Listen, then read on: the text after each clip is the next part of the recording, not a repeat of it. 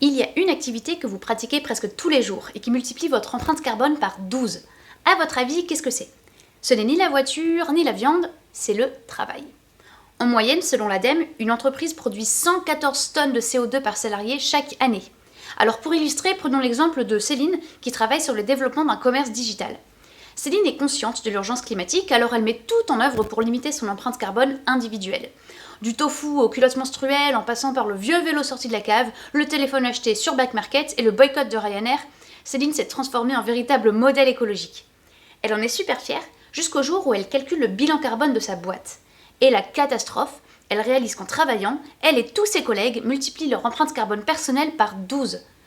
Qu'en conclure? Arrêter de travailler pour améliorer son impact environnemental?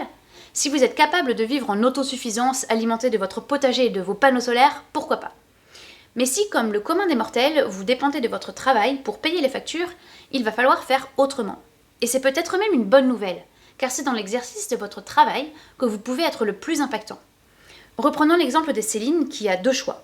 Quitter sa boîte, qui continuera à polluer, certes sans elle, mais à polluer quand même. Ou alors rester et changer son entreprise de l'intérieur. Par exemple, en commençant le lancement d'une politique de mobilité durable. Si Céline aménage entre autres un plan de covoiturage, une flotte de vélos électriques partagés, un garage à vélo et des règles de télétravail plus souples, alors elle multiplie ses économies de CO2 personnelles par le nombre de collègues qu'elle touche avec son projet Trajet écolo. Et c'est redoutablement efficace. Et encore, ici je ne parle que d'écologie, mais l'impact des entreprises va bien au-delà. Par exemple, l'inclusion. Le travail est le premier lieu où vous pouvez lutter effectivement contre la discrimination et donner une chance à chacun, peu importe son âge, son genre ou son origine ethnique. Par exemple, en inaugurant une politique de soutien aux mères allaitantes ou en rendant vos postes accessibles à des personnes en situation de handicap. Autre exemple, le travail est aussi le premier endroit où vous pouvez promouvoir l'économie locale. Étant donné que les 2/3 des échanges commerciaux se font entre entreprises, s'imposer d'acheter localement au sein de sa boîte est encore plus impactant que de le faire à son échelle personnelle. Je pourrais vous donner encore des centaines d'idées pour améliorer son impact sociétal au travail, mais s'il y a bien une chose à retenir de cette chronique, c'est celle-ci. N'oublions pas que nos entreprises sont un levier ultra puissant pour la justice sociale et la transition environnementale.